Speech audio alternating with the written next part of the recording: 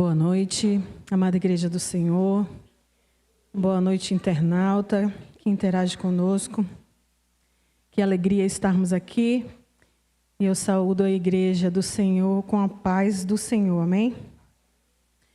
Eu peço que a Igreja abra em 1 Coríntios 10, versículos 7 e versículos 14 a 21. Pastor Efraim, pode fazer essa leitura. Em seguida, uma oração, por favor. Não vos façais, pois, idólatras, como alguns deles, porquanto está escrito: o povo assentou-se para comer e beber, e levantou-se para divertir-se. Portanto, meus amados, fugi da idolatria. Falo como a criteriosos, julgai vós mesmos o que digo. Porventura, o cálice da bênção que abençoamos não é a comunhão do sangue de Cristo? O pão que partimos não é a comunhão do corpo de Cristo? Porque nós, embora muitos, somos unicamente um pão, um corpo, porque todos participamos do único pão. Considerai o Israel segundo a carne. Não é certo que aqueles que se alimentam dos sacrifícios são participantes do altar? Que digo, pois? Que o sacrificado ao ídolo é alguma coisa? Ou que o próprio ídolo tem algum valor? Antes digo que as coisas que eles sacrificam é a demônios que as sacrificam e não a Deus. E eu não quero que vos torneis associados aos demônios. Não podeis beber o cálice do Senhor e o cálice dos demônios. Não podeis ser participantes da mesa do Senhor e da mesa dos demônios. Pai santo e justo, exaltado e glorificado seja o teu majestoso nome. O Senhor que aqui está e nos dirige com seu amor, ligando o que ligaremos aqui nos céus, desligamos na terra e vice-versa. Obrigado pelos 5 minutos de oração, obrigado pela tremenda e maravilhosa ministração, pelos tremendos e maravilhosos louvores, e agora também capacita-nos para que recebamos e possamos recepcionar essa palavra que já colocaste no coração da tua serva, nossa amada ministra Carla Lobato, já devidamente ungida pelo teu Espírito Santo. E assim oramos em nome de Jesus. Amém. Amém. Então, idolatria não é apenas se prostrar diante de uma imagem, acender a vela para o santo. Não, não é só isso. É colocar qualquer coisa no lugar de Deus, como prazeres, tradições, vaidades, poder, dinheiro, pessoas ou até a nossa própria vontade. E Paulo está relatando aqui o exemplo do capítulo 32 de Êxodo, né? Eu vou só narrar o que aconteceu, mas o povo, ele fez de Moisés o seu ídolo. E Moisés estava com Deus, recebendo orientações do Senhor, e o povo achou que ele estava demorando demais. Então começou a apertar Arão para fazer um Deus para eles. Eles queriam um Deus que eles pudessem ver. E eles dizem para Arão fazer deuses que fossem diante deles. E Arão ali, naquela pressão, cedeu e fez o bezerro de ouro. E o povo ofereceu sacrifícios ao bezerro de ouro. E o que nós vemos ali? A ilha Tupinambarana da época, né? Da época antiga, estava fervilhando. Estavam todos ao redor daquele bezerro e estava todo mundo ali. A cunhamporanga do boi, a sinhazinha da fazenda, o amo do boi, a marujada de guerra, todos presentes. O pajé, e uns cantavam dizendo que o meu coração é vermelho e outros diziam a minha estrela é azul, e eles estavam naquela balbúrdia.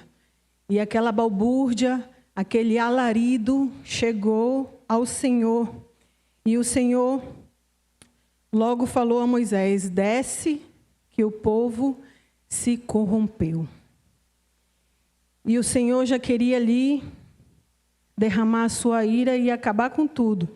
Mas Moisés suplicou, interviu pelo povo, e o Senhor concedeu que ele fosse lá. E Moisés, quando chegou, ele viu que as coisas estavam bem piores do que ele imaginou. O povo estava nu, naquele tipo de festa que ninguém é de ninguém.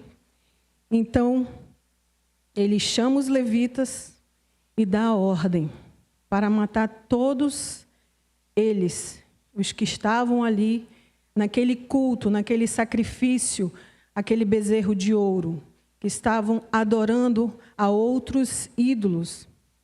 E a ordem dele foi bem segura, bem séria: mata se for o teu irmão, se for o teu vizinho, se for o teu colega.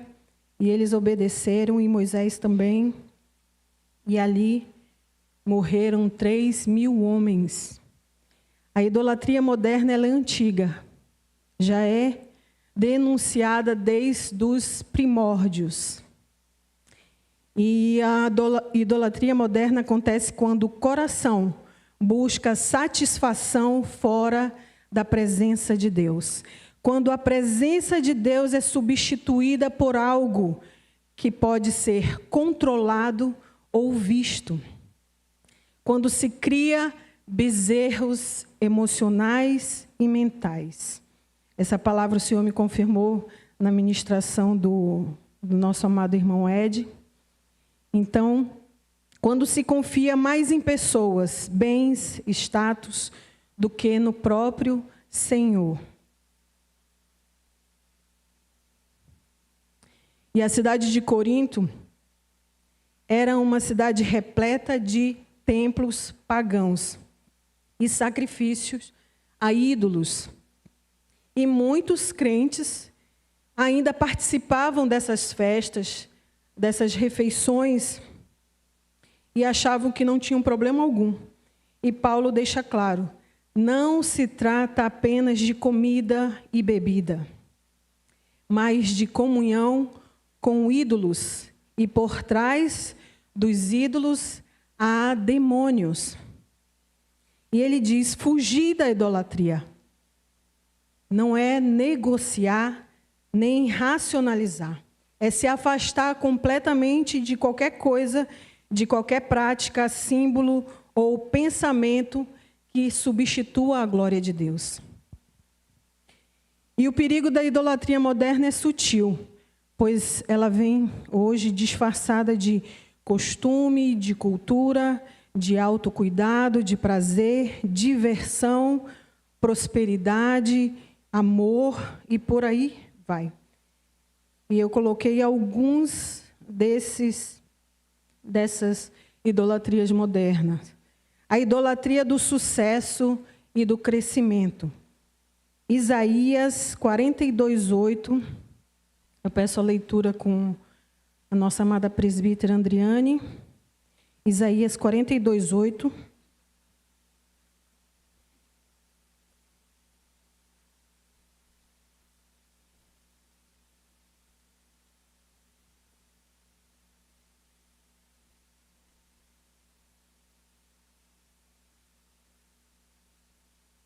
Eis que as primeiras predições já se cumpriram.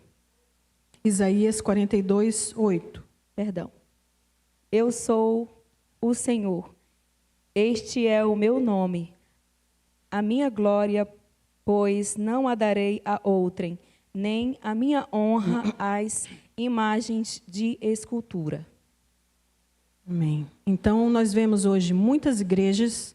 Hoje mede a saúde espiritual pelo tamanho da congregação, pelo número de seguidores, pela visibilidade ou pela riqueza material. O foco deixou de ser a fidelidade a Cristo e passa a ser a relevância cultural, a influência social. Outro ídolo, a idolatria do dinheiro e da prosperidade. Mateus 6, 24 diz: ninguém pode servir a dois senhores, porque há de aborrecer-se de um e amar ao outro, ou se devotará a um e desprezará outro. Não podeis servir a Deus e às riquezas. E nós vemos hoje a teologia da prosperidade, que transformou Deus em um meio para alcançar bens materiais. O lema é uma adoração interesseira. Adora pelo que Ele dá, pelo que Ele faz, e não por quem Ele é. E o terceiro, a idolatria da experiência e do entretenimento. João 4, 23. O irmão Eduardo Guerra, pode ler, por favor? João 4, 23.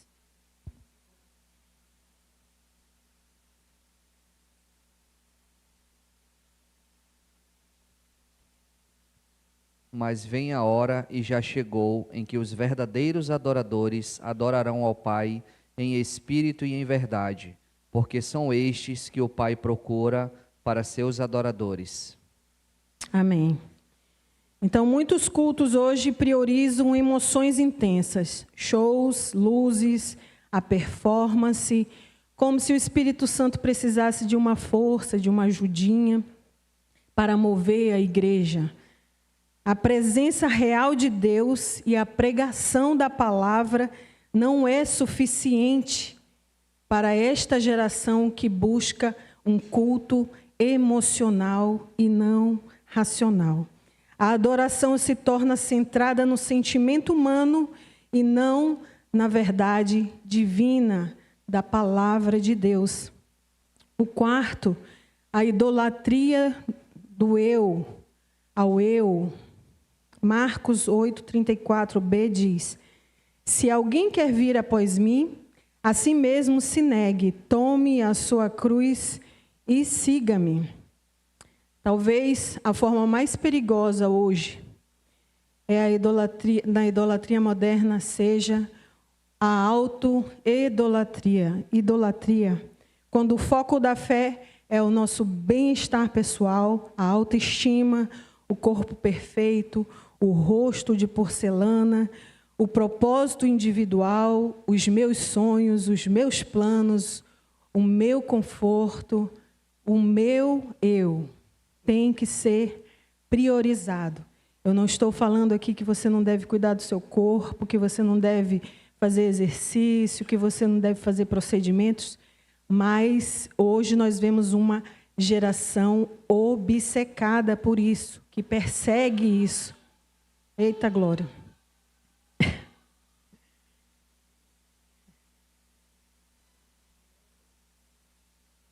Glória a Deus. Né? Tem até um fotógrafo, acho que é João Nemer, o nome dele, Mener, alguma coisa assim. Ele ficou famoso quando fotografou a facada do Bolsonaro. E ele colocou algumas celebridades, eu não as conheço, mas ele botou a foto de como elas eram antes e de como elas são hoje. Né? E eu acompanho ele porque ele fala muito da geração Z, a geração Z declarou o Felca, o seu Messias, né? O seu Messias prometido dessa geração é o Felca. Então, ele colocou a foto dessas celebridades, como elas eram antes, bonitas, e como elas estão hoje. Né? Perseguiram um modelo de corpo perfeito, de rosto perfeito, e elas fizeram tantos procedimentos que estão só a pele e o osso, irreconhecíveis. Eu falei assim, tomara que essas mulheres vejam o que elas fizeram com elas mesmas, porque elas eram lindas, normais, né? Então, hoje, há no sistema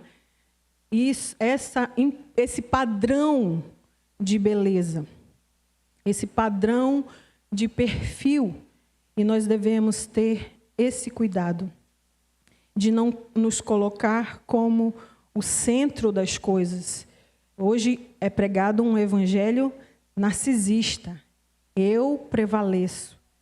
minha vontade. A vontade é um ídolo para muitos nessa geração. E o chamado de Jesus continua o mesmo. Portanto, quem quiser salvar a sua vida, perdê-la-á. E quem perder a vida por minha causa, achá-la-á. E o quinto, o ídolo do conforto. 1 Coríntios 9, de 25 a 27a diz: todo atleta em tudo se domina, aqueles para alcançar uma coroa corruptível, nós, porém, a incorruptível. Assim corro, também eu, não sem meta, assim luto, não como desferindo golpes no ar, mas esmurro o meu corpo e reduzo a escravidão. O comodismo, o conformismo é também um dos deuses silenciosos deste século. Muitos querem o céu, mas não querem o discipulado, não querem uma vida de oração, não se esforçam para buscar a Deus, não sabem o que é renunciar. Querem viver a filosofia do Zeca Pagodinho: deixa a vida me levar, vida leva eu. Não querem ser confrontados, não querem ser agradados. Querem o evangelho de tapinha nas costas e de porta estreita, nem pensar. Essa é a geração do conforto. Mas existem aqueles que são chamados de verdadeiros adoradores. Tem aqui? Amém? Os verdadeiros adoradores. Presta atenção, porque parece que vai sair da rota. Eu vou ler Salmos 126, de 1 a 3, que diz: quando o Senhor restaurou a sorte de Sião, ficamos como quem sonha. Então a nossa boca se encheu de riso e a nossa língua de júbilo. Então entre as nações se dizia: grandes coisas o Senhor tem feito por eles. E com efeito, grandes coisas fez o Senhor por nós. Por isso estamos alegres. Eu vou continuar lendo, eu juntei alguns pedaços de alguns salmos, tá? O povo exilado de Sião foi levado para a Babilônia, e lá, às margens dos rios da Babilônia, nós nos assentávamos e chorávamos, lembrando-nos de Sião. Nos salgueiros que lá havia, pendurávamos as nossas harpas, pois aquele que nos levaram cativos nos pediram canções. E Babilônia fala de uma terra estranha, um sistema religioso, uma manipulação de azeite. Babilônia é terra que mata adoradores, que oprime os habitantes de Sião. E sabe o que tem em Sião? Você sabe o que tem em Sião? Tem a presença de Deus. Tem a arca da aliança. Tem o maná do céu. Tem a glória de Deus. Tem adoração ao verdadeiro Deus. Sião é lugar de intimidade. Quando os jovens Daniel, Sadraque, Mesaque e Abidnego foram levados ao exílio babilônico, lá ofereceram tudo a eles: banquete, comida boa, bebida, mesa farta, regalada de prazer. Mas os rapazes eram crentes até o tutano e disseram não. Deixa-nos viver a nossa simplicidade e comer os nossos legumes e beber a nossa água. Experimenta-nos por um tempo e tu verás que nós estaremos fortes e belos ainda. E assim permitiram. E esses rapazes estavam determinados em seus corações a não se contaminarem com as iguarias, com os prazeres da Babilônia. Não se deixar seduzir por nada, nenhuma oferta. Então mudaram a estratégia. Veio o decreto: construam uma imagem de ouro e todo mundo vai ter que se prostrar. E eles imitaram o cântico de Sião, tocando trombetas, harpas, cítaras, os instrumentos que eram usados em Sião para louvar a Deus. E todos tinham que se prostrar diante daquela imagem. E quem não adorasse seria lançado na fornalha ardente. Os jovens, Sadraque, Mesaque e Abednego, não se prostraram e foram denunciados ao rei da Babilônia, que ficou furioso em saber que eles não se prostraram. Diante do rei, os jovens não negaram a acusação, preferindo serem jogados na fornalha, a ter que adorar outro Deus que não fosse o Senhor. A resposta dos jovens foi segura, foi essa: se o nosso Deus, a quem servimos, quer livrar-nos, Ele nos livrará da fornalha de fogo ardente e das tuas mãos, ó rei. Se não, fica sabendo, ó rei, que não serviremos a teus deuses, nem adoraremos a imagem de ouro que levantaste. Corajosos.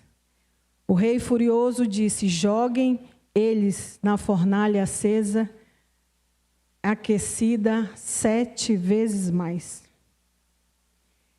Mas quem é labareda de fogo não se queima no fogo da Babilônia. Quem é labareda de fogo do Senhor não se queima na fornalha da Babilônia. Fogo não queima fogo. O quarto homem vai para a fornalha com os seus adoradores e os livra.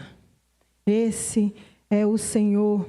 E é assim que ele age com os seus adoradores. No capítulo 3 de Daniel,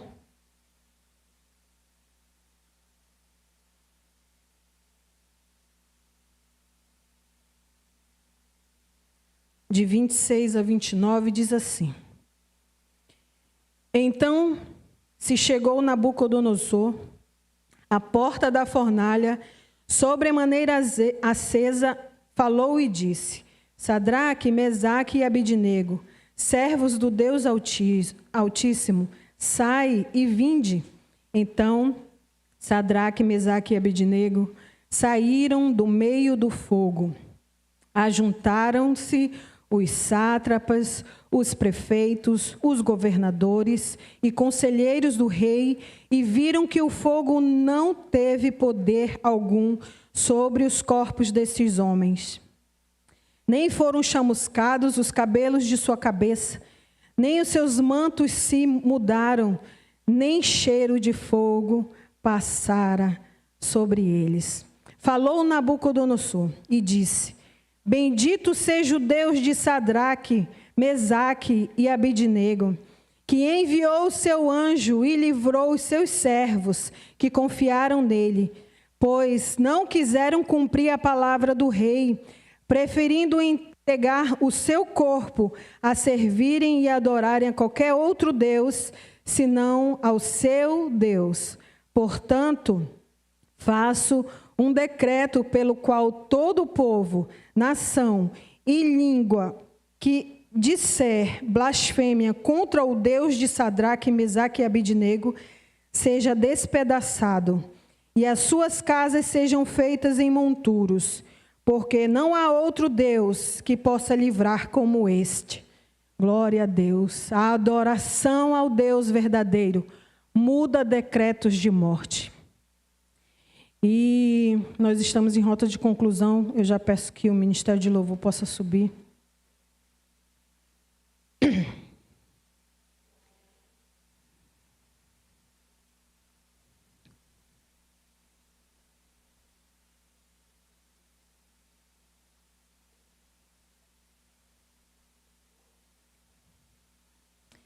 na harpa cristã, tem um louvor, Os Exilados. E é claro que eu não vou cantar para vocês, eu vou apenas ler. Se a irmã puder tocar, pode tocar. Você pode fechar seus olhos se quiser, mas preste atenção nessa letra. Diz assim: da linda pátria estou bem longe, cansado estou. Eu tenho de Jesus saudade. Oh, quando é que eu vou? Passarinhos, belas flores, querem me encantar. São vãos terrestres, esplendores, mas contemplo o meu lar. Jesus me deu sua promessa, me vem buscar. Meu coração está com pressa, eu quero já voar. Meus pecados foram muitos, muito culpado sou. Porém, seu sangue põe-me limpo, eu para a pátria vou. Qual filho de seu lar, saudoso eu quero ir. Qual passarinho para o ninho, para os braços seu fugir. É fiel, sua vinda é certa. Quando? Eu não sei, mas ele manda estar alerta. Do exílio voltarei.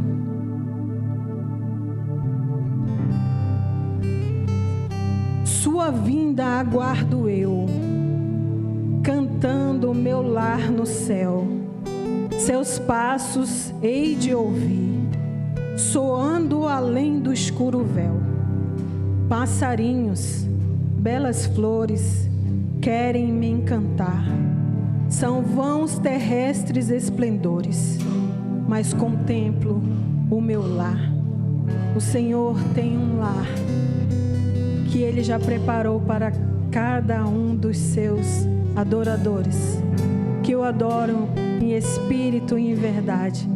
Que possamos continuar firmes no Senhor, adorando ao Deus verdadeiro, assim como os jovens Sadraque, Mesaque, Abidnego e Daniel não se prostraram aos deuses da Babilônia.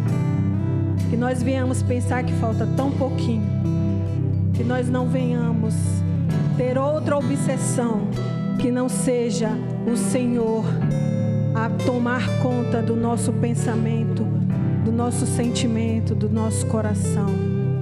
Que Ele seja o centro de nossas vidas e que nós possamos prosseguir rumo ao céu, porque em breve estaremos em Sião e nós seremos totalmente restaurados, totalmente transformados, glorificados, e estaremos na presença do nosso Deus.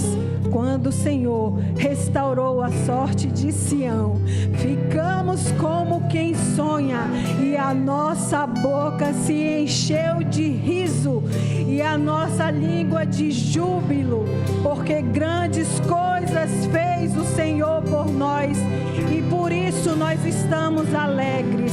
Amém.